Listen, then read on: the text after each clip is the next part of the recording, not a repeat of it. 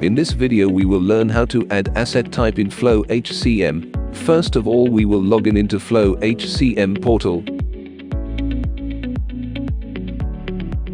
Here is the dashboard. Click on the Asset module on top navigation bar. So here you can see Asset Settings form. Click on Asset Type form. Click on Add New Asset Type button. A pop-up will be visible. Select the category and define asset type title. Define the employees for handling and taking over the asset for this asset type.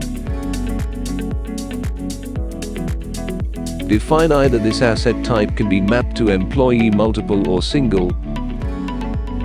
Set the approval hierarchy for this asset type.